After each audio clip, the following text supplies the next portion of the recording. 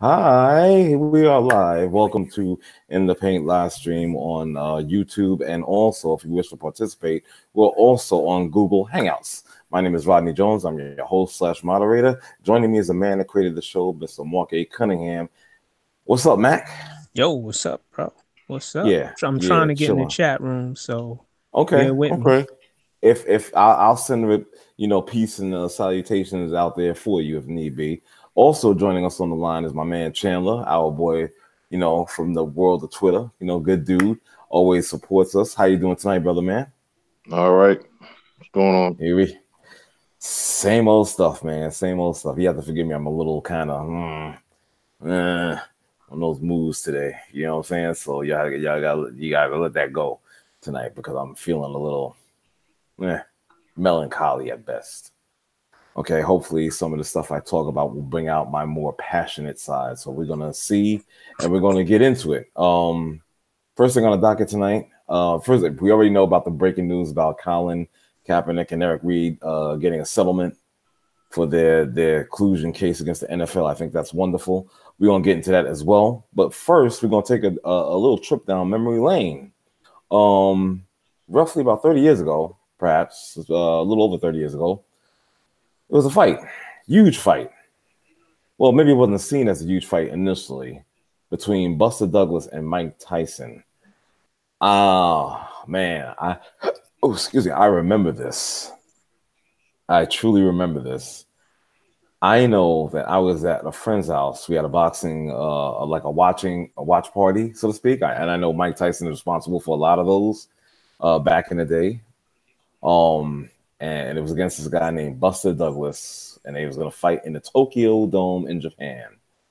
And man, everybody was thinking that Mike was just gonna take it. This guy was gonna be like, you know, just like somebody just run over. You understand? We thought that Mike Tyson was gonna be the buzzsaw and just run roughshod over this cat. And as we all know, that didn't turn out to happen. What happened was Buster Douglas upset Mike Tyson in one of the biggest upsets in sports history, if not the biggest, because nobody saw that coming. Nobody saw that coming. And I remember because we had about 5 to 7 people in my friend's house, and we were watching this. And when Tyson got beat, it was just like dead silence. It was shock. There wasn't a word, and I'm not even BSing. There wasn't a word spoken by any of us for like about a good 45 seconds or so, maybe even a minute. It was just astounding. Nobody could believe what they just witnessed. And even the effect after, it was just unbelievable. Everybody was just like kind of like in a stupor, like, what did we just witness here? We saw one of the baddest dudes, from BK, you understand, and just seeing him demolish so many different fighters, within like 3 rounds, 4 rounds, and to see that monster go to Tokyo, Japan, and get his ass whipped by a game and motivated Buster Douglas. To see that, man, it was just shocking. So I'll just leave off with that and let you guys talk about it because I know Mac 611 definitely wanted to get into this tonight. So those are just my initial thoughts. So Mac, Chandler. Yo, Mike Tyson, baddest man on the planet. 23 years old. Um, People say, they say Mike was partying, Mike was doing this, Mike wasn't motivated, Mike was gonna felt like he was gonna walk through Buster Douglas. And I read a story on Mike in this fight because this is like the we just passed the anniversary of the fight, and Mike told the reporter, he said, yo, he didn't like being in Japan. He didn't like it at all. He said he wanted Mm, to, be home. He felt more comfortable fighting in the States. mm. he said that they fought at noon Japan time. He said when he got there, he just never got over that fog of the time change. And Mike Mike also, it's partly his fault because he didn't take the guy seriously. And he was doing, he had shenanigans going on. Okay, you was gonna kind of allude to something, but I see you switched to shenanigans. Right. He was into his whatever his shenanigans may be, whether it was drugs or women or booze or all three at the same time. And you talk about me being a politician, right? Okay. And he just was wilding out. Plus, you look at the way James Buster Douglas approached that fight. He fought Mike the way you're supposed to fight Mike, in that he kept Mike on the end of his jab, and he didn't let Mike be the aggressor. Usually Mike won the fight off the rip because he stared you down and you like, oh damn. The fight was usually over at the stare down because the guy was shook. And Buster Douglas wasn't scared of Mike. But also, when we look at Buster Douglas's career, both of them, neither one of them were really prepared to hold on to the heavyweight crown for a sustained period of time, because right after that, Buster Douglas lost. He got the crap beat out of him by Evander Holyfield. And my thing with Mike is Mike had the talent to be one of the greatest, and he is lauded as someone who was great.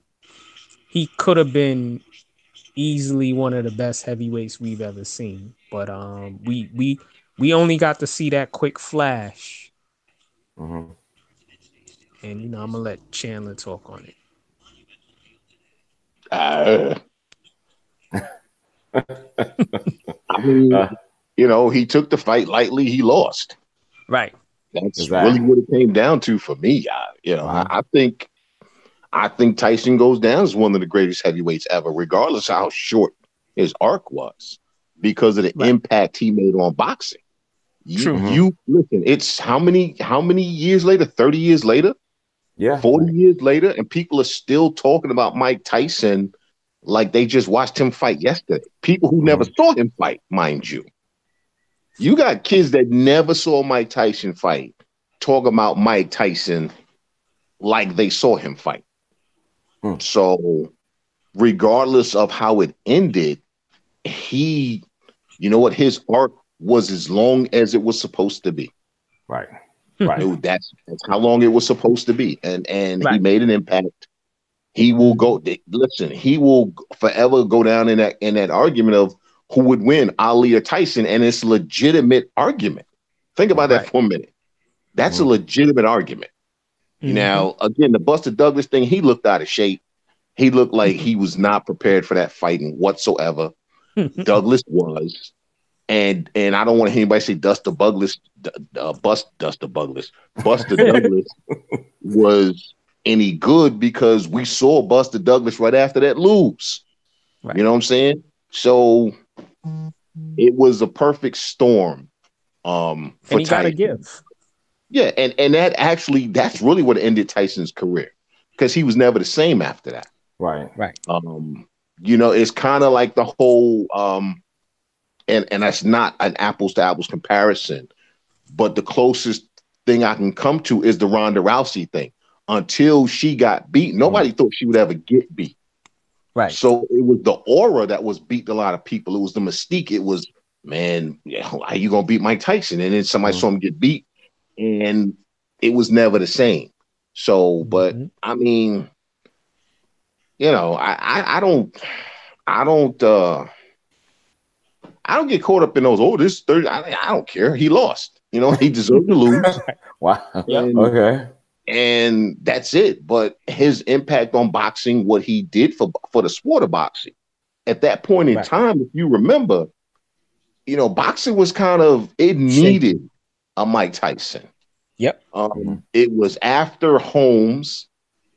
And there really wasn't a lot of great heavyweights out there, if you remember, at that time.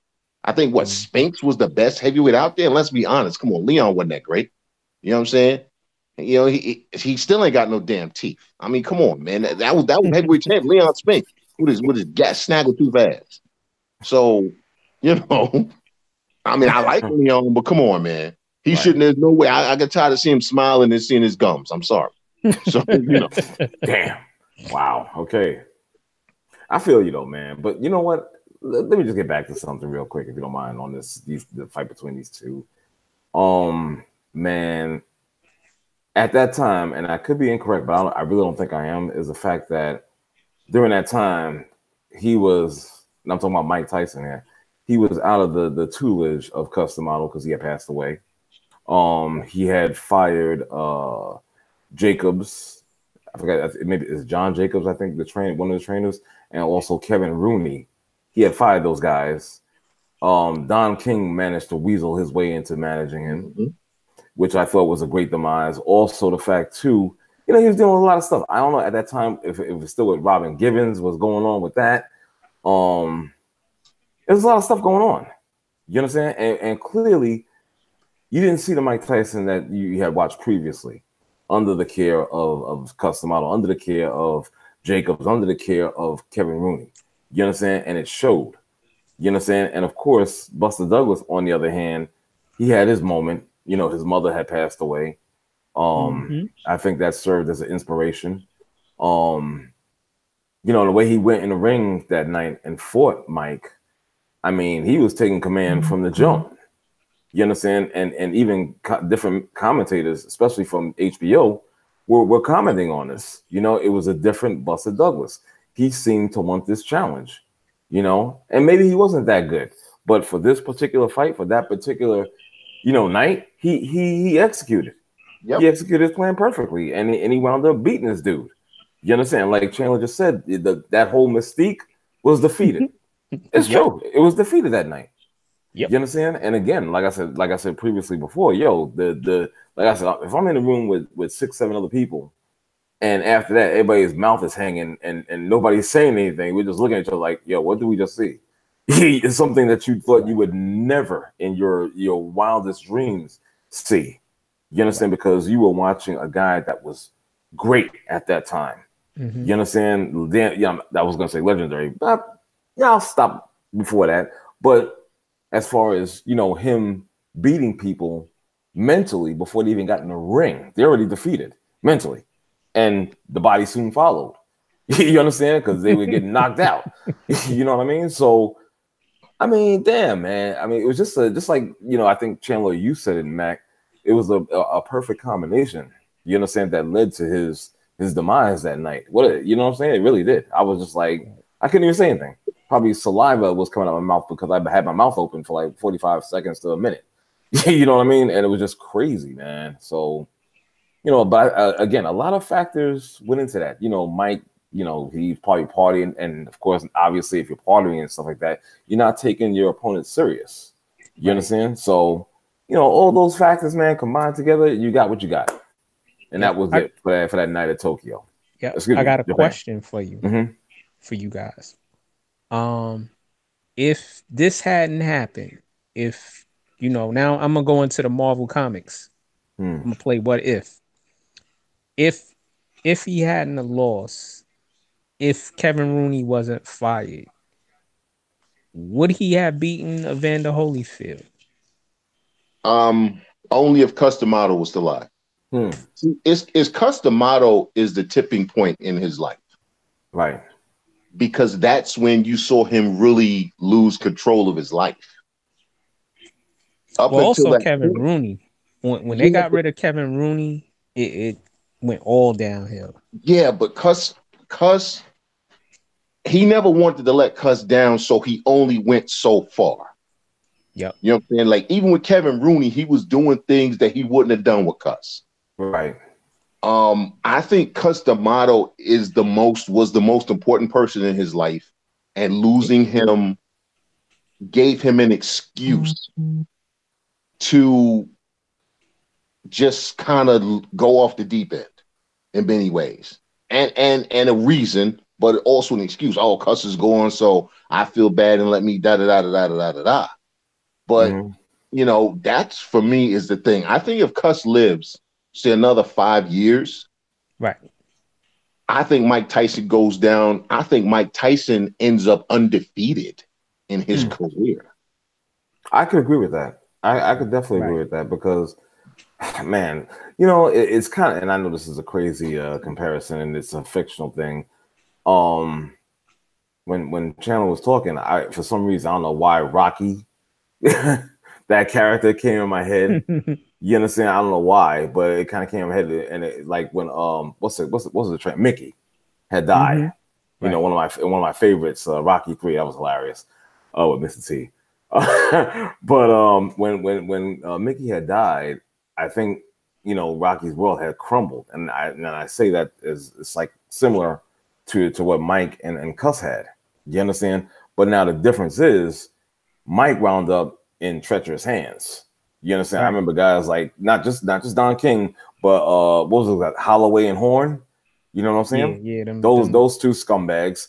They stuck their claws in Mike as well, along with Don King, and it just led to his downfall. You understand? He didn't have to. If he was smart, and again, he would have stayed away from them, no matter how much they try to advance to get him under their management. He should have stayed away. You know what I'm saying? Now, who he could have went to, I don't know. You know what I'm saying? But at this point, what I'm in my thinking, it would have been better than anybody. Dan can't speak. It'd have been better than going to King and Horn Holloway. You know what I'm saying? That's just my point. You know, but you know, who knows, man? It's you know, you have those influential people that die in your life, and now you're looking. You know, maybe perhaps you're looking for somebody similar, or you know what I mean? It's just crazy to me. I mean, it's like, yo, you went to the wrong fucking people. Right. Yeah. Mike Customato and Kevin Rooney provided stability, and they provided structure for Mike. These other people just let Mike be Mike and fall to other devices and oh, it's the champ. Let the champ, you know, go ahead, champ. You know, Mike was a supreme, you know, from up to the time he lost to Buster, he was in great shape most of the time. He was a student of the game, and he was a solid boxer. After that, he just started becoming a wild man, you know, looking headhunting, looking for the quick, easy knockout, right? Which he used to get before, but that was because of his technique. Right. Now he was just wow. I'm gonna get the knockout. So, and that's how that cookie crumbled. And everything you said, I agree with. Well, you know what, and I appreciate that, man.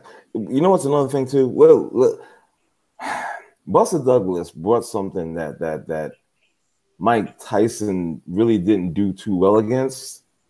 And I was reading this one article, and it said that against tall guys that has reach, guys that have the advantage in reach, Mike kind of struggles with that. And they named I can't think of the boxes off the top of my head right now. I can't, and I don't have the article in front of me, but it alluded that those type of guys that Mike struggles against, when they fought, it was like decisions. You understand? And one in particular was a close decision. You understand? As a matter of fact, wasn't it Berbick? No, Berbick wasn't one. I don't think Berbick was one. Berbick was who he took the belt from.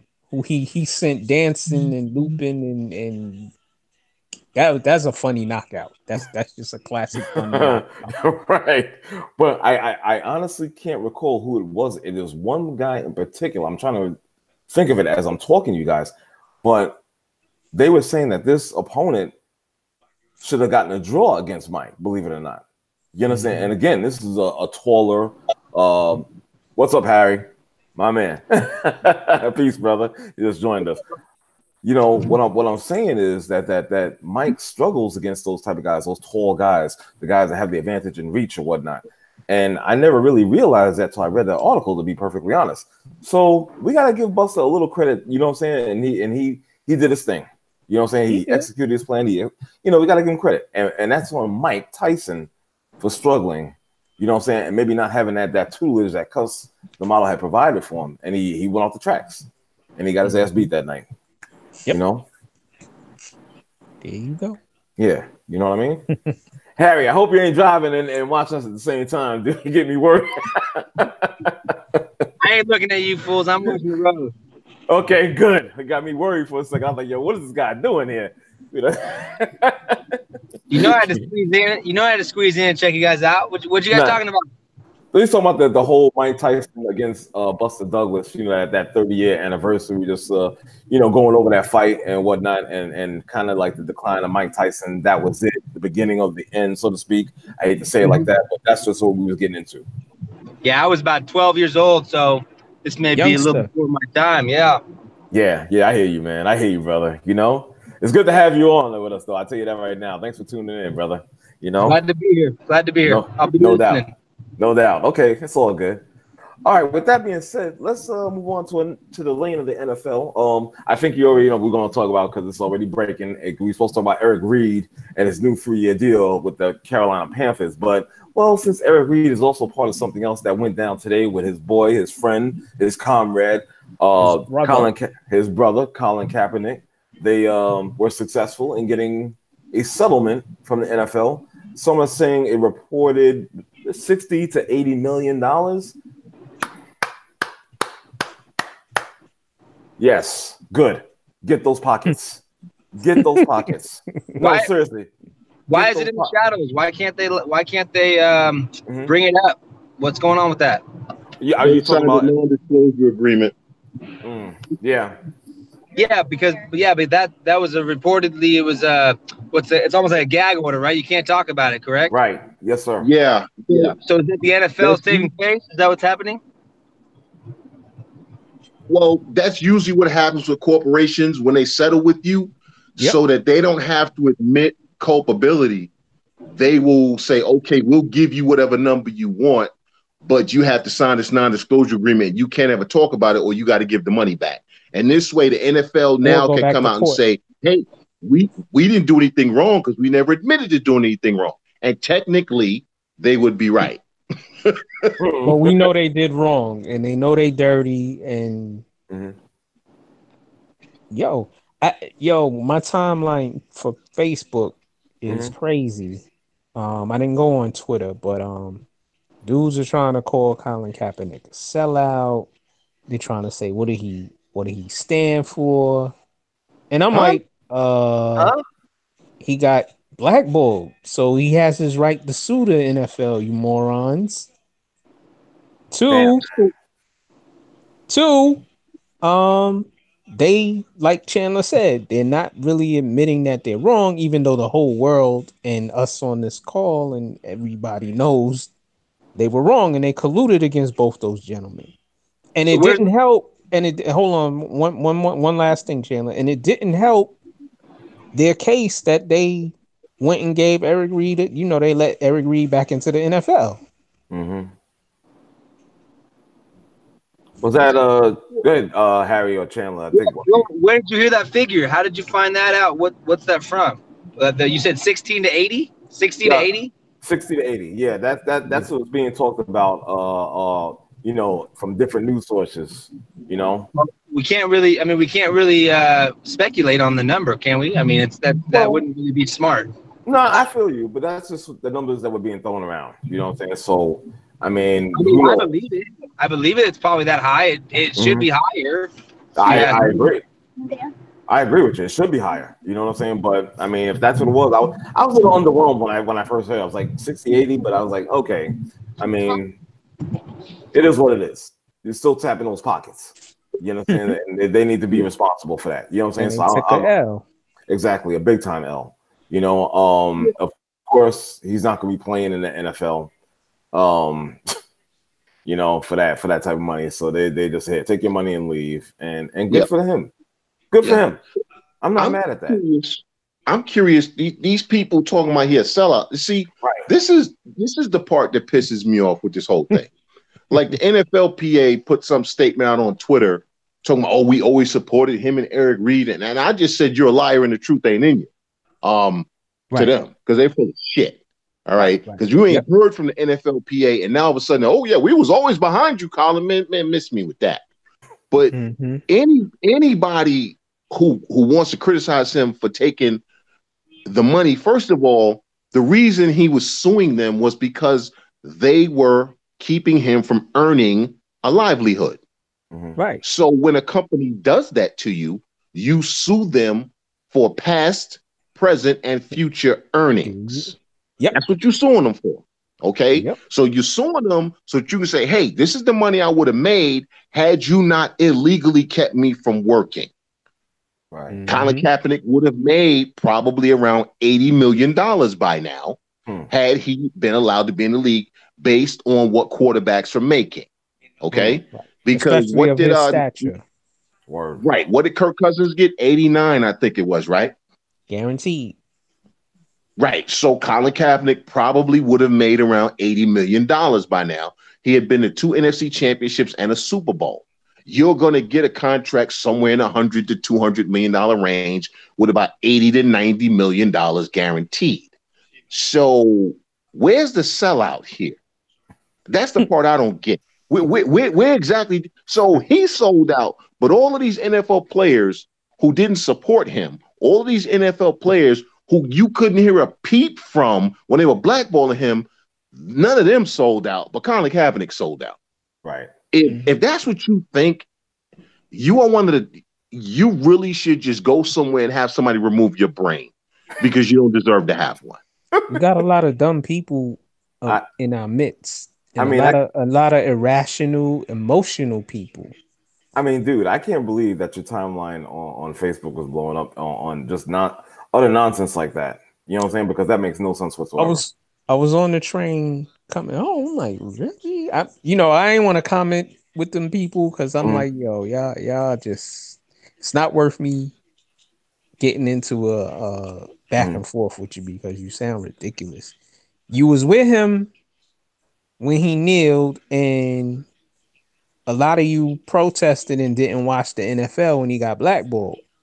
You knew he went to court against the NFL. You rode with him with that. So now that he got his money, which he deserves,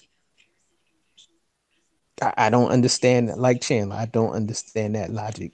And well, it comes down to fans, and again, I shouldn't use fans because fans would be kind of a sensible term. I rather roll with the fanatics. No, they're not even fanatics. These are people who are riding with Cap, who are calling him a sellout now. Well, then they're a bunch of fickle fucking assholes. I mean, I'm sorry. I mean, that's just what it is. They're fickle. You understand? Minute you want I agree with that too. 1 minute you want to be this way, the next minute you want to be that way. I mean, be like fucking Twix. Pick a side for Christ's sakes. I'm like, what are you gonna do? Are you against the dude? Are you with the dude? There's no back. We're not volleying back and forth on this issue. You shouldn't be. Either you make a decision and you stick with it, and that's it. It's like, to me, it's like a non-freaking issue. You know what I'm saying? It's dumb. It makes no sense. And this is why our people can't get together on anything. It's why we lose politically and economically. And socially. We don't know when to stand for stuff. We don't know when to walk away from stuff. Exactly.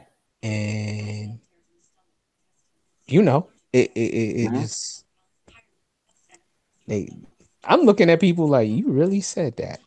I should screenshot this to use against you later. You should. When you come back in a couple of weeks, yo, yeah, Cap, get your money. That's not what you said. You ain't say that.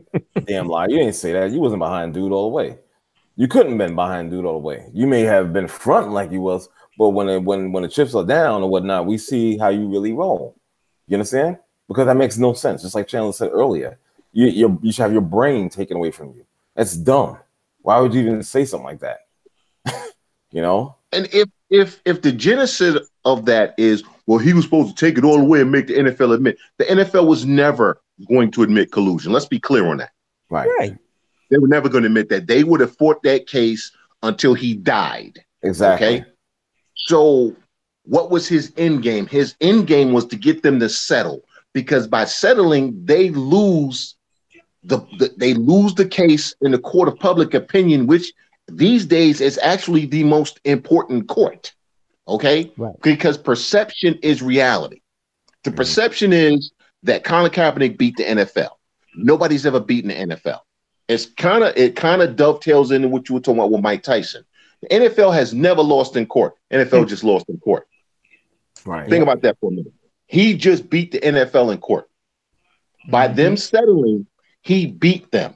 So now the next player that takes them to court, there is precedent now for the courts to say, well, yeah, we know you always win, but you didn't win with Kaepernick. You settled. So that means you are kind of full of crap, because most of these judges were NFL fans and they used to vote as NFL fans. Now you got a lot of judges that are not NFL fans, but were just waiting for the ability to say, well, you already settled once. Why won't you settle again? So by him getting him to settle, he has actually done more harm to the NFL than he would have by them just saying, yeah, we colluded. Yep. Indeed. I totally agree. Our brother in the chat room says the NFL knew it was going to lose the judgment, so they settled. Well, that's what most entities and most people do when they're about to lose in court. Yo, why don't we just settle this? And exactly. We walk away and we don't talk about this ever again. Yeah, well, there you go. They had subpoenaed people's phone records and emails. Yep. Like and all that people like Jerry Jones. People like exactly that stuff would have come out. Imagine and the other damaging stuff. Huh? And other stuff. Right. Imagine just imagine how much damaging stuff is in Jerry Jones' cell phone records. Please, you already know. Just him alone. You already know. Word up, right? For real. We're not even talking about the other owners. All right. Let's just use Jerry Jones as an example. Do you really think that the NFL wants Jerry Jones text and phone records out there? You really think they want Jerry Jones emails out there? No way. No way. Especially after we talked about this some years ago when he got caught. There were pictures of him with hookers and he was snorting coke. Right. Exactly. Imagine. Oh, and by the way, imagine this stuff that's going to get leaked out in about 6 months to a year. Because trust me, people that work in these courthouses, they have a price. Oh, of course.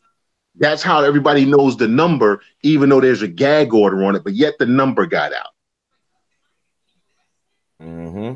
Other stuff is going to come out. Like I said, kind of by the NFL settling and them waiting till this last moment to settle, where stuff got subpoenaed and basically got out of their control and into other people's hands, the NFL, man, listen, Colin Kaepernick has dealt them such a body blow that people won't realize it for the next 3 to 5 years.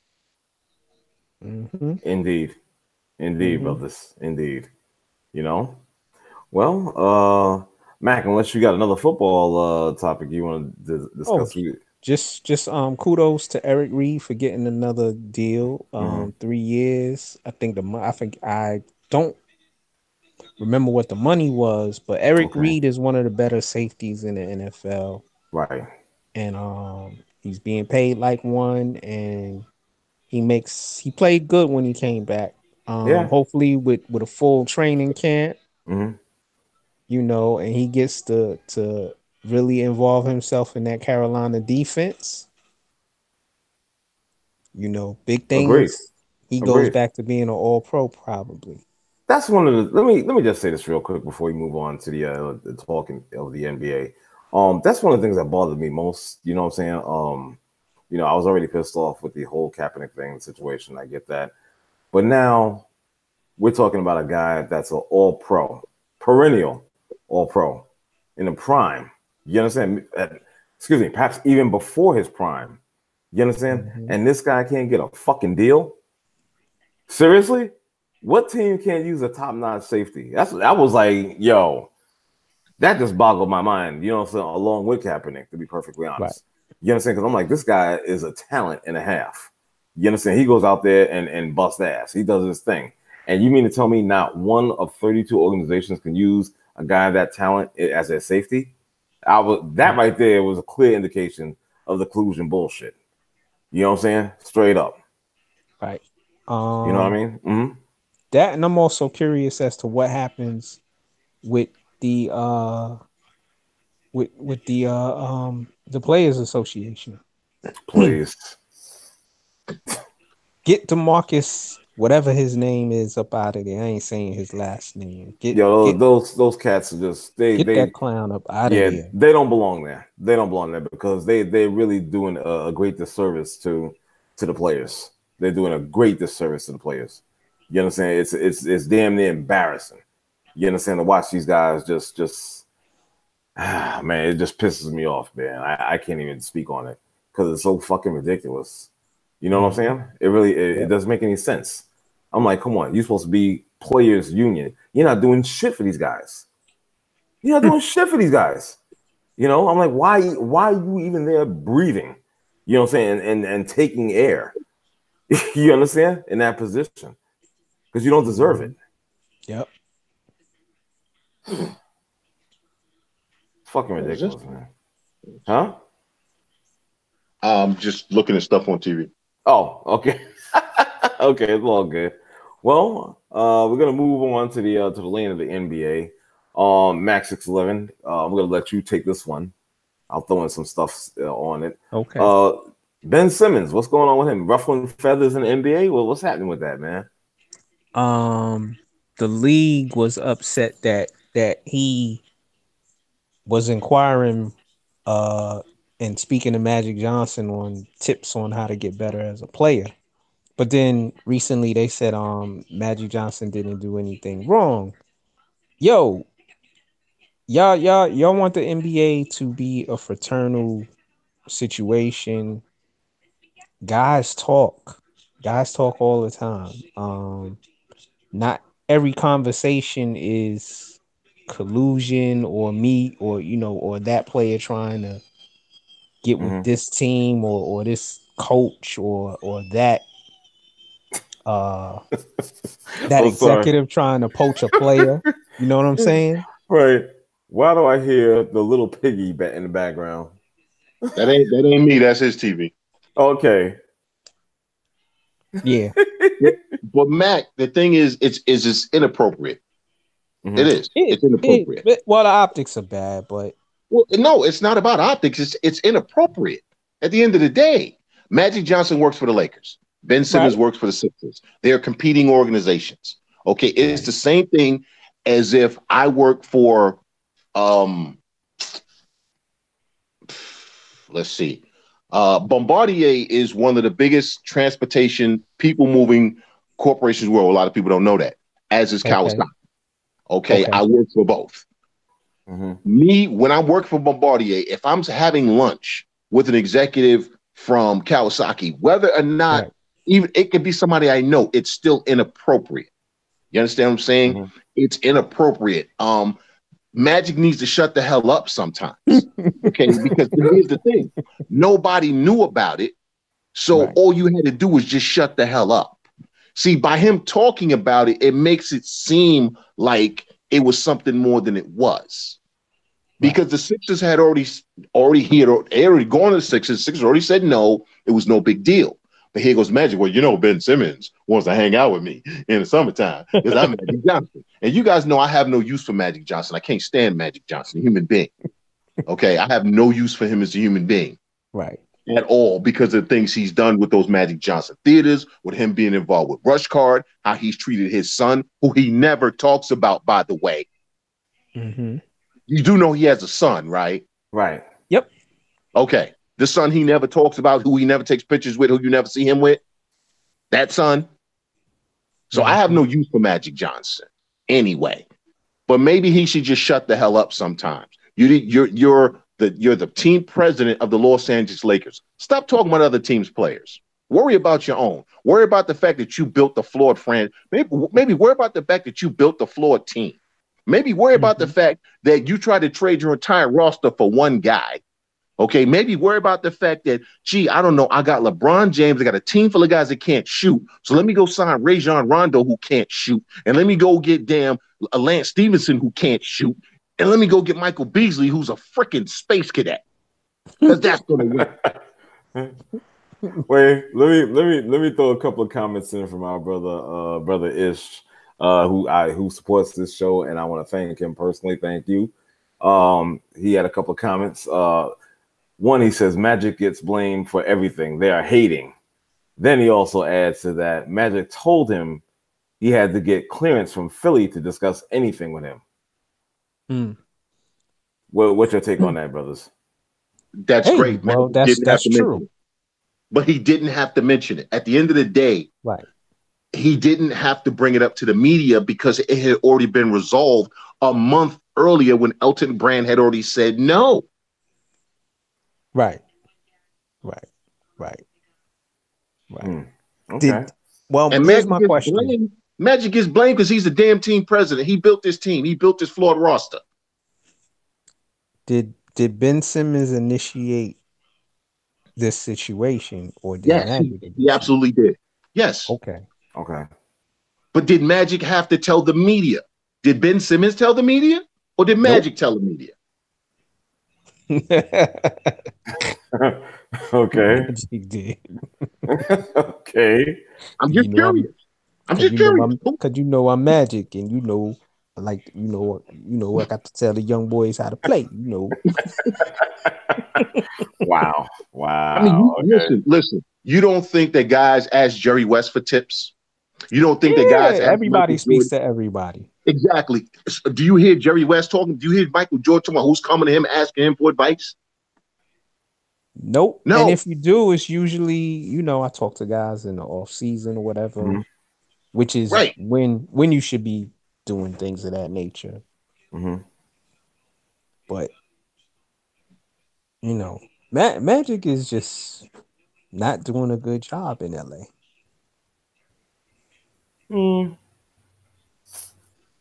I don't know. Well, that's your opinion. I mean, not saying. Really? What? I didn't say anything. I just said that's his opinion. What do you get? I guess you agree with that. I mean, fine. That's good for you. Hey, the roster. Right. Okay. Now, I don't look. You guys know that I like Lonzo Ball as a player. I think he's going to be a good player. But you brought in LeBron James. Right. And you know that LeBron James can't damn shoot, right? And you know what type of teams you have to put around a guy like that in order to go far, right? Need some shooters. Right. Did Magic do that? Nope. No. Not enough of it. No, not at all. Okay, he traded for Lewis Bullock. Lewis Bullock was the best he could do. Oh, I'm sorry, and Mike Muscala. Okay, people going out getting Tobias Harris. They going out getting all these shooters. He got Lewis Bullock.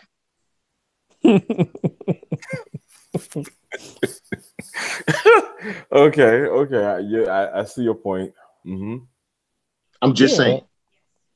I get what Chandler is saying. Also bringing in Rajon Rondo, although he's been mentoring Ball, it still stunts his growth because now you got two guys who handle the rock in Rajon Rondo and LeBron James. So Lonzo Ball can't play his game, which is better with him making decisions with the ball.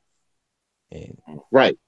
And the whole point was that LeBron was supposed to play off the ball more this year. Remember the offseason? Oh, because Lonzo and Rajon are here, I don't have to play on the ball as much. Remember that BS? Yeah. Well, he's 30-something years old. He ain't going to change his stripes. Right. Too much. Exactly. So why not just go ahead and build the team properly? They could have there were guys they could have got in the offseason when they were building this team that were actual shooters. Okay. Kyle Korver got traded how many times this year already? You could have got a Kyle Korver. There were guys to get. Magic has done a bad job from the day he got there. He has done a bad job. He has. Right. And yeah, like I said, I get everybody love Magic. Oh, Magic got that great smile. I sure love Magic. Magic has done a bad job. And add to the fact that he keeps talking about other teams' players. Right. Unsolicited. Okay, he walking down the street. Hey, R. Jones, let me tell you what player was talking to me 5 minutes ago. Dude, shut the hell up. Wow. That man is living proof that HIV can be cured with money. And if you didn't know the voice, that's our other brother from the West Coast. West Coast in the house, my man Ryan Bayer. How you doing tonight, Ryan? Sorry, I'm late, guys. Not too bad. Please, man, it's all good, man. Come on. You know, as you can hear, we discussing the whole Ben Simmons and Magic Johnson situation. And is that a Cubs hat? Yes, it is. As a matter of fact, I gotta go. God damn. You know what? Whatever. So copycat or what? No, that's a Reds hat. No, it is. Yes, that's Cincinnati Reds. I was gonna say. Oh, my bad. When I'm a St. Louis Cardinals guy, you can take your poison. Listen. I'm hating right now. I know. Don't hate because I'm not a fan of this team. I just like to wear different hats from different teams. Wait. You look Let me see that. Hold your head still. Oh, hold your head still. And say something. That's a C. That's a Cub. Yeah, I know, but it looks like the Cincinnati C, though, doesn't it? It kind of does. I can see what you're saying, but that's a Chicago. Right. It is the Cubs hat, right? Huh? Right. It is the Cubs hat. That's what's up with you and all these teams, man, and these different hats? What's the big deal? He's trying to match the the charcoal hat with the charcoal beard and the gray shirt. Nah. It's not helping though. Shut up, fool. Yo, what I'm saying is the reason I wear my different hats is because I do a sports show, right? I have to be objective, right? So I gotta wear everybody's. Come on, what's wrong with y'all, man? You don't get it? What you signed heavily for, man? Get out of here, dude. Politician and full of fat. Oh, here we go. Now I gotta be a fucking politician again. I'm just saying, man. Don't worry, brother. I'm gonna wear the St. Louis. Okay, I got you. All right, deal. Lawyering up as we speak. I got a question. Can we talk about how the New Orleans Pelicans went from a terrible GM to an even worse GM today? Who is their GM? Because I know they fired Demps. Right. Danny Ferry is the interim GM. Oh, that's right. Danny Ferry. Wait. Where's that Vincent Price laugh track at? Who the hell is Danny Ferry? Yo, bro. You remember Danny Ferry, the idiot who got himself fired from Cleveland because he said something. I would punch him in his 6'10" face if I saw him. God. Yo, dude, I forgot about that. Thank you for reminding me, Chandler. That's right, man. That's embarrassing, bro. Oh, well. Looks like the Pelicans will be in the basement forever. Never and ever. Yeah, that's a guarantee right there. He must have got his dad to speak to somebody. Well, they've been trying to give Danny Ferry a job for the past 3 years. Where, in New Orleans? No, in the NBA. If you notice, the last 3 GM openings, Danny Ferry's name has been mentioned. They've been trying to give Danny Ferry a job for a minute. What? Yeah. Damn. Listen, he must someone must have owed him a solid. Just something. Yeah. Something got to be going on. He has a dad who they like. Yep. He's a legacy kid. And that's why he's getting another job. Horrible, man. The job he did in Atlanta, the stupidity that got him fired and kicked out of the NBA, he shouldn't be working again in the NBA, in my opinion. Nope.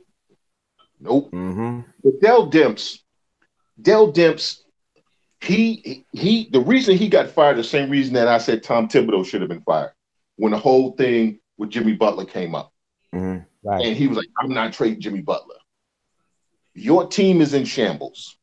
You have to get this guy out of here. You have to take the best deal. And everybody talks about, the package the Lakers were offering wasn't the best deal. That's not the point. It was. It was a good deal. It's not market value. You're not going to get value for Anthony Davis, but that was a good trade. Right. And that's the thing is you had to make that trade. And by him not making a trade, now you got this nonsense going on. You got Alvin Gentry, who, let's be honest, is not a good coach. He's an who idiot. obviously can't handle the pressure. He just called his own team a dumpster fire yesterday. I fired him. Wow. Mm-hmm. If I'm the owner and I got the head coach you hired just called my team a dumpster fire, oh yeah, you done. You got to go. Yeah.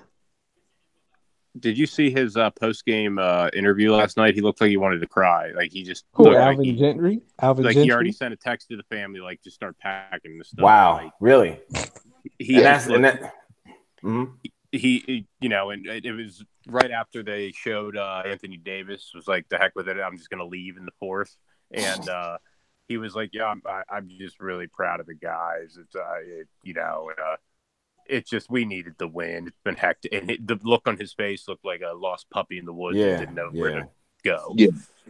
And if you look at the talent they've assembled there over the years in New Orleans, they should have won a hell of a lot more games than they won. They should have got a mediocre coach. Yeah, and so this really was just the perfect storm to get Dell Demps out of there. I never thought he was a good GM anyway. He might have the greatest name in sports. I know, right? He got a cool name. Dell Demps. Dell Demps, like. But I mean, when you don't put something together, when you not only have Anthony Davis, like he was so well known, his unibrow alone put people in the seats, and like, and not even like as funny as that is, like people were paying attention to that team. Mm-hmm. Yeah. And the thing is, you had Rajon Rondo last year. You could not like Rajon Rondo, but that team did well with him. And Rondo was like, "Oh no, I got to get the hell up out of here." Right. And you got DeMarcus Cousins. Yeah, DeMarcus Cousins, who played relatively well with Anthony Davis, like, yeah, I'm not staying here. Nikola Mirotic, and then you got Nikola Mirotic, who's a really good big man, and then you traded him. What the hell are you doing there? He's an animal this year. Mm-hmm. Yeah. Did he go to Milwaukee? Yeah. Yep. Oh. Yeah. Right along with Giannis, exactly. It's a nice pickup for them. But, definitely. New Orleans, the people in New Orleans want to support that team. Yes. You lucked out in getting Anthony Davis. You lucked out in getting DeMarcus Cousins. Some of the other players on your roster. And they have Drew Holiday at the same time. Yeah, for sure. Holiday's been playing very well. He's evolved as a player playing in New Orleans and playing with AD. And now it's over. Yeah. Because that's a complete teardown now. That's a complete teardown. Exactly. I agree. It is. Well, it ain't a destination for free agents, so it's a wrap for them for the next. You can tear it down. Years. How do you rebuild? Wants to go to a Bears? I mean, you're going to see bags over heads like the New Orleans Aints. I guarantee it. They're going to wear them. Well, the only thing is if they get a decent GM, when you move Anthony Davis, you have to get 3 first-round draft picks. They just hired a racist. Yeah, I know. That's why I said the next GM, because hopefully Danny Ferry's not. They said interim. If they make him the permanent GM, then they may as well just move to the franchise. So, Chandler. Huh? Right. He's been with the team? He's been in that organization, or is he a new hire? He was hired he was hired as a advisor to Demps, wasn't he? Because he was familiar with him from the Spurs. Yeah. So yeah. They hired him as the next guy. So he got in the owner's ear and said, "Yo, you know that brother over there, you know, he don't know what he's doing. You know, look at my resume." That's what happens. That's what happens when you hire a friend who wants your job.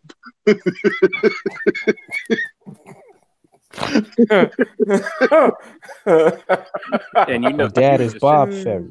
You should hire me. This and loving it simply because he knows he was only going to move up the ladder. Exactly. Because this is the guy that was advising him on all the moves he's been making. By the way, think about that for a minute. He probably knew those was bad deals. He's like, "Hey, make it. Do it. Yeah, I think it'll work out well."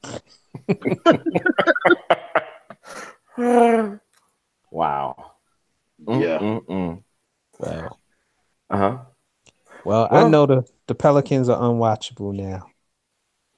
Yeah, they're gonna join Cleveland as a flyover state for free agents now. Oh no. Well, yeah. For free Yeah, agents. but you about to say no? Well, no. Yeah. No. Yeah. I was gonna say no. You can't say New Orleans ain't the city to go hang out at. There's no doubt.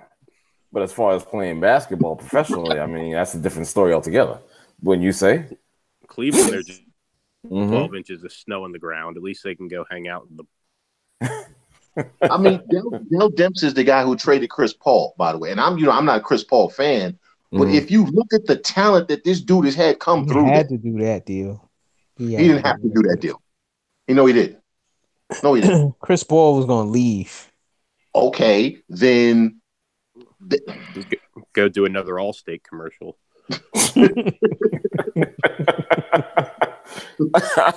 Oh man. The reason Chris Paul was going to leave was because there was no talent there. Right. So here's the thought. You could have went and got some talent. Well, that's true. You could have. Hey, he traded David West. You get rid of Tyson Chandler. Mm-hmm.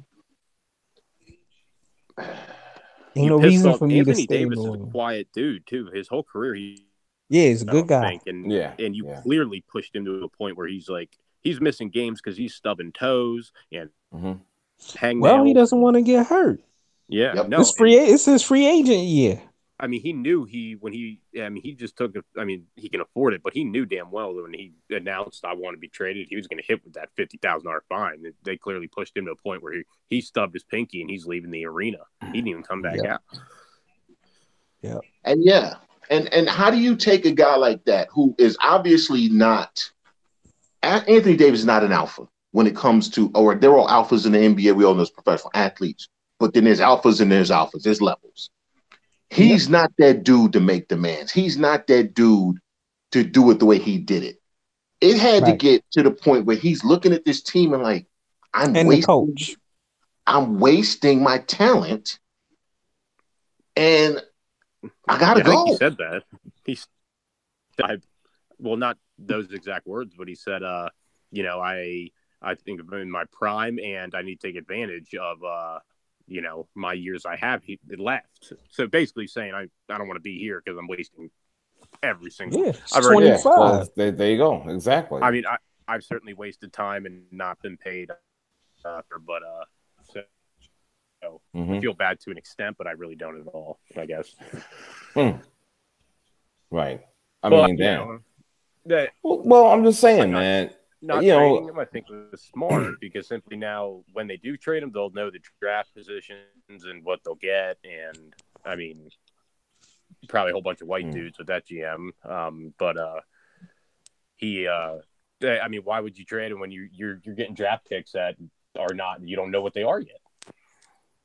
What the problem is that Anthony Davis has already listen. He's made it real clear he's not signing an extension with anybody. So whoever trades for him is only going to have him for 1 year. If I'm only getting him for 1 year, I'm not giving you multiple first-round picks. I'm not giving you multiple players. Yeah. Yeah. Do you think that changes if he goes to Lakers or he goes to LeBron or he goes to Boston or? He doesn't want to go to Boston. No. So if they traded him to Boston, he would leave Boston. Yeah, and they want to give him the keys to the city too. They've wanted him for a while, right? Oh yeah, for sure. And they can make definitely a hell of want an him. offer too. But if he goes and he's signing that, LeBron has the power to shun him from the league if he does not want. Yeah, his father's already said that he don't want to go to Boston. No, trust me. Isn't it exact? I agree with that. But isn't his top two destinations New York and LA? No. His destination is LA. There's speculation. The Knicks is a front. The Knicks is a front. Like all superstars do is they use the nickname as a front. So they can. Okay. Speaking of the Knicks, did you read the other day? It popped up that they are the most valuable NBA team. Yeah. Not a shock. They have been for years. For years. Ryan, it's the Knicks, the Lakers, Chicago. Golden State jumped up because of them winning championships. Mhm. But it's always been Chicago, New York, and LA. They kind of flip flop between 1, 2, and 3 Yeah, Yep. and over the past good. 10, 15, 20 years. Yeah. Yeah, and I mean, you guys are suffering as Knicks fans, and I was thinking about you when I saw the trade happen. I was like, oh man, I got to talk to these guys. I think I forget who I sent the Twitter message to. I was like, did you see the trade? And You sent it to me. I thought I was quick to see it, but you're like, yeah, I already know. But but they don't hate the move. I mean, they got money to spend, and they're people want to go to New York. I mean, No, they don't. No, they don't. He shut that down quick. He's like, no, they don't. I'm not even going to rebuttal it. There are no prime free agents that have ever come to the New York Knicks in the past 40 years for a variety of reasons. The top three are the media. Number two is the fan base. Oh, I didn't say that. And number three is the organization. This organization is not built on winning. It's built on keeping butts in seats. Like here's the rationale for that you'll hear from all of these experts about why the Knicks should get Kyrie Irving. Oh, because it'll give them a buzz. They should go get Zion Williamson. It'll give them a buzz. It'll make them exciting. No one ever says it'll make them win. Yeah. Notice the verbiage that's used. The word win is never used. They'll be exciting, they'll be relevant, people will want to go see them, but no one ever uses the word win. Right. And also, Chandler, what happened to Kyrie this week or last week? I don't know. I don't pay attention to him. What did happen? Oh, he's injured again. Oh, of course he is. I don't want that on the Knicks. And then I didn't mind when they traded Porzingis, which I still think is funny that since I think he's the only professional athlete I've ever heard that got turned down and exposed in the Instagram models DMs. But when they traded him, it was on like I don't know, a serious rate. I was driving listening to it, and it was an interesting stat they threw out there when they traded him. They said that there was only one, I forget who it was, one player in the NBA in the history that had over a 10-year career without multiple injuries that has been over 7'3", and he's already got one. And I can't remember the name, but I thought that was interesting. And then that day they traded him. That they were saying, I mean, he's young, yes, but he already has one major injury. I mean, the human body is just not built to, right. You know. But I thought that was an interesting stat. I've never heard that before. But yeah, Kyrie does not need to be in blue and orange. No, absolutely not. Absolutely not. Injuries. Yo, and I was on Twitter with a guy. We going back and forth. He was like, I absolutely 100% would take Kyrie. I said, with his injury history? Well, he's a fool. He said, yep. And that's when I left the conversation.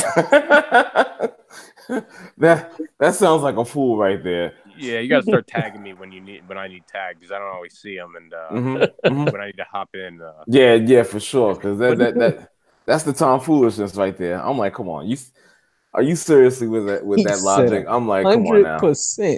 Nobody else is available. Take Kyrie. I'm like, really, man?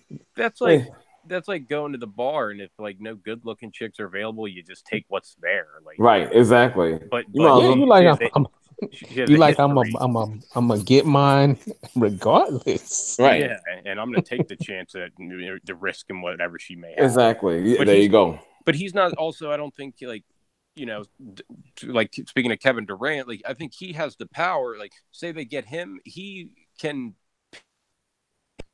What they do have is that they can 2 max deals. They can bring one guy and say, "Who do you want?" I don't think Kyrie has the draw that like Durant would have with other players. Right. Come with me. You know what I mean? Mm-hmm. Would you, if you were a statured player, Brian, and Kyrie said, "Come with me," wouldn't you look at him like, didn't you just say the earth was flat?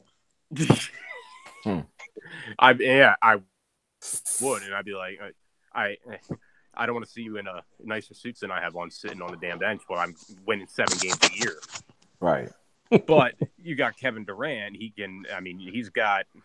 clearly a winner. He's a freak. He's got the best name in sports, Durantula, and he, that dude. The players he can pick and he can lure someone. I just don't think Kyrie has the luring power.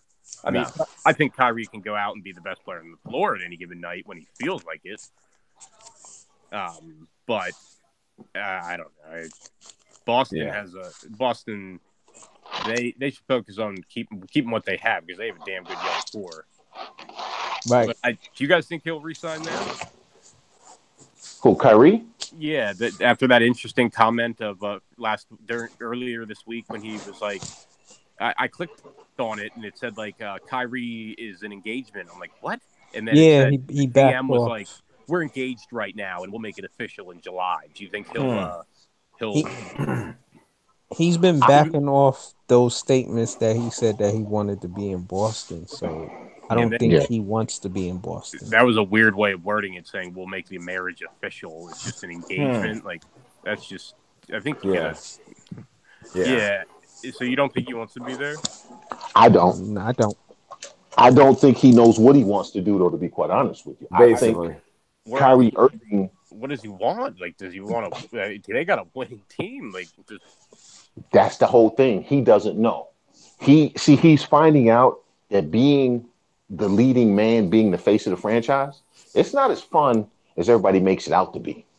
Okay, because now everybody's looking at you, and you have to make other people better. And when you don't make other people better, and when you start messing with their games, now they're complaining. See, all of the stuff he did to LeBron is now being done to him. Especially when you do it in the face of a guy that literally, wherever he goes, takes that team and gets them to the finals. You literally say, I want to be that guy. And, he should have just did what LeBron said and took his 20. Yeah. Yeah. Well, how about this, gentlemen? How about the fact that, like last year when Boston was in the playoffs and they didn't have him, he was injured, right? And the fact that the team could actually be successful without him. Oh, yep. That's a good young team, and they're going to toss it all away. They're going to try to give it all away for Anthony. So how about that? You know what I'm saying? You had Terry Rozier playing. He was playing well. Jaylen Brown. You understand what I'm saying? Jason Tatum. Yeah. So how about that? That could have served as a little ego kicker right there, kick to the ego. You understand? It was. Look at the friction that's happened with them this year. Him basically blasting the team publicly to the media. Yep. That's not a good look. No. Not to mention, I think that Brad Stevens is such a good coach. Yeah, I like Brad Stevens. I've been saying that for a while. Be perfectly honest, I do like dude. Even though he came under a little fire, I don't know if y'all noticed that. With the handling of what's going on, with the couple of confrontations, so to speak. Maybe not big ones, but it was enough to be concerned about. Yeah. Well, the thing with Brad Stevens is his system is built for teams that don't have a superstar. Okay. He's never coached a superstar. Now you add in the fact that last year, the worst thing that happened to Brad Stevens was Kyrie got hurt because all of those young players found out that they didn't need Kyrie Irving. Right. Yeah. Oh, that's a good point. Yeah. And they developed fast. So Brad Stevens' system is built on everybody being as important as the next person, that there's no one person more important than the other. But when you have a superstar, that guy is more important than everybody else. Yeah. Right. Yeah. And Chandler, let me add that superstar who really doesn't make anybody better. Yeah. Right. But he still has to be treated as he's more important than everybody else. And that's not how Brad Stevens works. So in reality, giving Brad Stevens Kyrie Irving actually exposes him in some ways as he's not the guy you want coaching a superstar. Yeah. Right. Mm-hmm. Speaking of Random topic. Okay. I want you guys. I mean, I know a little bit, but you guys know a lot more about the NBA than I do. I got right in front of me. You know, I may or may not do a little sports betting, and I have right in front of me the skills challenge in the odds, the 3-point, and the dunk contest. I need your points. I want you. I'm sure you guys know who's in it, right? Somewhat. Yeah. I can I run the players in the odds? Please. Give me some sleepers. Please. I mean, we got De'Aaron. I'll do them in order of the skills challenge, in order of the favorites. We got De'Aaron Fox, Luka. De'Aaron Fox is the favorite, plus 300. You got Luka and Trae Young at plus 400. You got Michael Conley at plus 550. Nikola J. I'm gonna call him Djokovic at plus 600. Tatum at plus 650. Kuzma 700 and Vucevic at plus 800 for the skills challenge. Take Luka. Yeah. Yep. Yeah. Luka. Yeah. All right. Next is the 3-point contest. Is Steph is the big favorite, plus 200. Then you got Devin Booker at plus 450. You got Damian Lillard. No, I correct that. Seth Curry at plus 500. Buddy Hield, whatever. He went to Indiana, didn't he? Yeah. Did he? I think so. I think He's in Oklahoma. Buddy's from Oklahoma. Oklahoma. Good call. He's at plus 550, and then you got Joe Harris, Danny Green, Chris Middleton, Kemba, and Dirk. What? For some reason, something's telling me you're gonna laugh, but I feel like Danny Green makes every damn shot. I might have just lost my future invites, but it depends. It depends. Danny Green is capable, but he has not traditionally done well in 3-point shooting contests. Right. Devin Booker just sticks out to me. Who's the Buddy Hield can shoot the pill? Oh, Buddy Hield can shoot, absolutely, but again, he hasn't done well in 3-point shooting contests. See, you got to look at guys that have experience because it's different in a 3-point shooting contest because of, these guys got to know how to use their legs, how not to use their legs, and all the other nonsense. I think Steph might run. And the time. Right. I would go Steph or Devin Booker because Devin Booker's won it already. Yeah. That makes me want Steph more, and I like Steph as a person, too. I don't know anything about them. Yeah, and don't forget it's in Charlotte. Steph is from Charlotte. Yep. Well, that's might see him and his brother in the finals. Exactly. That's exactly what I'm thinking. And the dunk contest, I have absolutely no idea. John Collins, who? Dennis Smith, John Collins. Okay. Smith Jr., followed by John Collins, Miles Bridges, and then Hamidou Diallo or whatever we're at. And they're all pretty closely favored. Hamidou is plus 300. He's the worst, but I'm gonna go with the little guy who wears blue and orange right now, Dennis Smith Jr. and Miles Bridges been tearing the rim off. Yeah. Dennis Smith's the dude that can jump over like a building if he wants. Or is that Miles Bridges? Or no? Who am I thinking of? Never mind. Ignore that comment. Dennis Smith is freakishly athletic, and he's 6'2", 6'3". I don't know. I would go with Bridges if I were you. I mean, Dennis Smith is a Knick, so it might be a little right there. But and Miles Bridges, it's in Charlotte. Yeah, I don't know because John Collins can dunk, man. People don't get to see him because he plays for the Hawks. John Collins can do some things at the rim. Yeah, they probably don't know what to make the line because they're not even televised in Atlanta, probably. Right. I don't know. I hear what you're saying. I just want a good contest, man. Yeah, what happened to Vince Carter did type shit? Like, what can we get? No one wants to dunk. No. The Levine and what's the other guy, Chandler? What's the other lights? Aaron Gordon contests were good. That was a good one. I'm not gonna front. Those were good contests for sure. The two that they went back to back in. Right. They gotta get. They need a star in that. Not just a star. They just gotta. What I hate is if a guy wins a contest, he doesn't come back Right. and defend his title. Like, come on. Yeah, that's it. I'm not sure. I mean, he's going to do everything, but dunk wise, is he have enough to win that? Because I feel like if he, Who are we talking about? the Greek Freak. Is he in it? No, I'm Nah. saying is he dunk wise? Is he flashy enough to win that? I mean, No, he's a game dunker. Giannis is a game dunker. I got you. He's a game dunker. See, that's the thing. Like Dennis Smith Jr. is a game dunker. I don't know if he's creative enough to win a dunk contest. Right.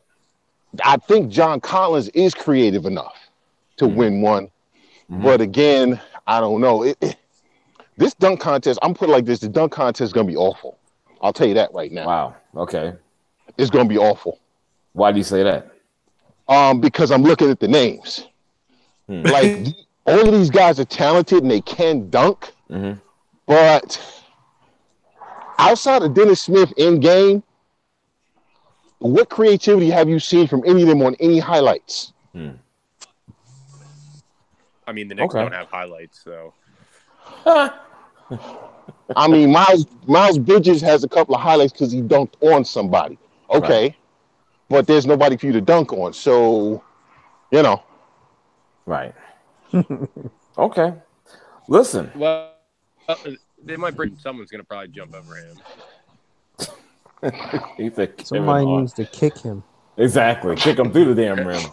Listen, gentlemen, I wanna have you guys talk about something because I unfortunately have to break out this time. I got 3 long days of work starting tomorrow. Yo, what's up with your boy, the Enigma of Mr. James Harden? I see this guy is second to Wilt as far as the the streak with the 30 points or more. But yet there's talk of him being MVP, but yet it's just like, I don't know, it's just an enigma to me because he doesn't play defense. He tends to falter down the stretch in important playoff games. What's the deal? Are we ever going to see? I think what good doing is far. I mean, I want to say not impressive, but what Westbrook is doing is so. I mean, he takes a billion shots. Yes, he has a billion points and offensively, but the triple-double streak is so much more impressive in my eye. I mean, it's. I don't even think it's that impressive, to tell you honestly. Not by Russ. Be perfectly honest. Well, it's just what he brings. I mean, the fact that he rebounds and I think don't they let this guy get the rebounds? Not this year. This year. So he's been legit. This year, he's been legit this year. Okay. Okay. Yeah, I mean, Harden. Go ahead, Ryan. No, I don't even know. I'm listening here. I don't really know. Oh, Harden is Harden. If he has to show up. If not, all these points. It's nice. It's cute. Because it's the regular season. Right. He has to step up. His coach has to step up. Houston as a team has to step up. They won how many games last year? And then, but y'all know how I feel about D'Antoni. So it's like clockwork. He burns his players. He plays all his major players a ton of minutes. Shit. Running, a 7-man rotation, 8-man rotation. Right. Your guys are going to be tired by the end of when the playoffs start, especially if they're trying to make a deep run.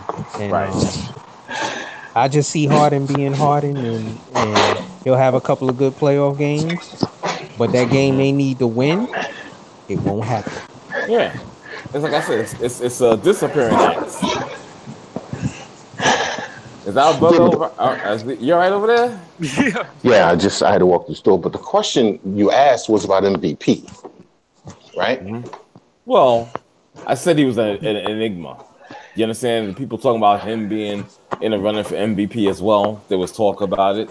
Well, he's always going to be in the running for MVP. Right. But I just don't see it, to be perfectly honest. Because again, as Mac had said, the thing that defines you is those moments in the playoffs. When a big game happens, whatnot, you fall short. You pull a disappearing act. Yeah, but if we talking strictly MVP, that's a whole different conversation because that's regular season. Right. If you talking his overall body of work, then I'll take a whole bunch of people over James Harden. Yep. Right. But it's he's a weird guy because it's hard to root for him because of how he plays. It's hard to root for him. It really is. I could agree with that. Because he gets so many breaks from the officials. Right. That it's ridiculous at this stage of the game. He's learned a lot of tricks. Dude, he's allowed to take 7 steps when nobody else is. Oh, yeah. So how much of what he's doing is actually valid? That whole 7 steps and get fouled. Yeah, that whole Euro step thing, he started that nonsense. He started that. Well, no, Manu Ginobili started it, but he perfected it. So now there's no walking in the NBA. I don't know. Listen, he's a great player, but I think James Harden 5 years ago would not be able to play like this, and he would not be the player he is. How so? What do you mean by that, Chandler? 5 years ago, they weren't letting guys walk. 5 years ago, there's no way in hell he gets away with some of the stuff he gets away with. Dude, he can go 5 for 20 from the 3-point line and still get 30 points because he's shooting 25 free throws. Yeah. That's the only aspect of his game I truly really like is that he gets to the line so damn much. But it's how he gets to the line.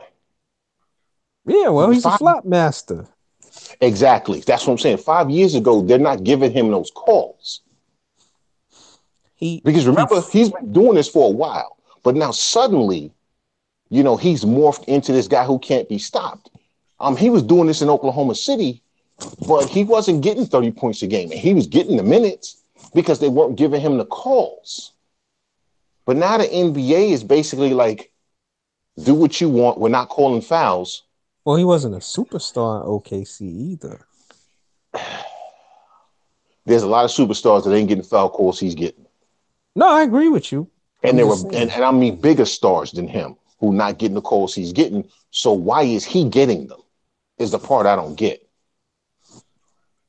Listen, he shoot and jump into people. They need to amend those foul rules, Guys just be jumping into people and they get the foul. That's not a foul to me. No, it's not. But that's what I'm saying. If you remember a few years ago, they weren't giving guys that call. They were actually calling it on the offense. Right. And I don't know. Based on the rules as they are now, yeah, he's a superstar. But James Harden, to me, man, I hate his game. I hate everything about his game.